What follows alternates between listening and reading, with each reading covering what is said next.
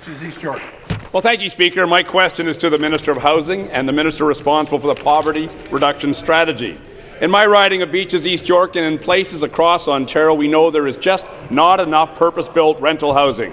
Whether that be high-rise, mid-rise, low-rise, or townhouses built for rental, there just isn't enough. To help solve the housing affordability and supply crisis, Speaker, we'll have to build more purpose-built rental. That is key. Now we know that the members opposite, under their leader, will simply pave over the Greenbelt in order to provide more affordable housing.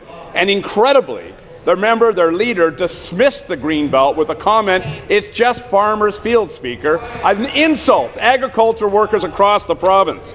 So, Speaker, the pressures on buying and renting affordable homes can be one of the biggest challenges and weights on the shoulders of young families. In my riding, we're building purpose-built housing with options for home, 360 units, and building with the carpenters units made completely out of wood. So, Speaker, will the minister please share with the House the measures this government is taking to build affordable housing? Minister of Housing. Thank you, Mr. Speaker, and thank you to the member for Beaches East York for this very important question. My focus as minister is to ensure that every Ontarian has access to a safe and affordable home. And as the member said, there's a huge demand out there for purpose-built rental housing. Yes, last week, Mr. Speaker, I announced the allocation of $125 million in development charge rebates for Ontario municipalities to incent purpose-built rental housing in those 13 communities with low vacancy rates. Mr. Speaker, this incentivizing developers to build affordable rental homes is good policy. Paving over the Greenbelt will not create affordable homes, will just increase our infrastructure costs, so the precious infrastructure dollars will not solve our affordable housing situation, Mr. Speaker. We need to spend money wisely and efficiently so we actually deliver the homes where people need them. Thank you. Supplementary. Well, thank you, Speaker, and thanks to the Minister for that response and for his intelligent approach to improving affordable housing in the province of Ontario. Speaker, over the past 2 decades, only 6% of all housing has been built with purpose-built housing in mind.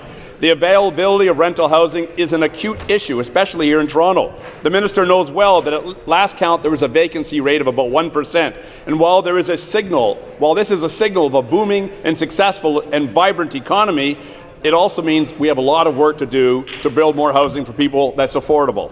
And that's why initiatives like the minister just announced on development charges are so important. I'd like to congratulate the minister. I'd like to congratulate our government for advancing this investment on top of the $5 billion we're already investing in the creation of affordable housing since 2003.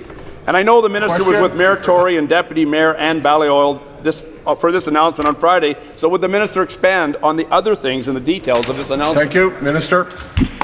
Thank you, Mr. Speaker, and thanks for the supplementary question. Yes, indeed, last week I announced the allocation of funds for Ontario municipalities to rebate development charges to incent more rental housing.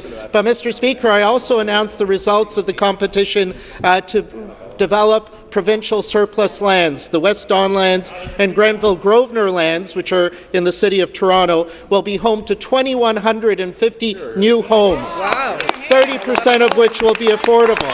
Mr. Speaker, there's another site in North Etobicoke which we'll be releasing with this, and I hope tomorrow perhaps to have another announcement about another site in another municipality. But Mr. Speaker, while we're releasing surplus provincial lands in urban communities, Mr. Ford wants to pave over our Greenbelt.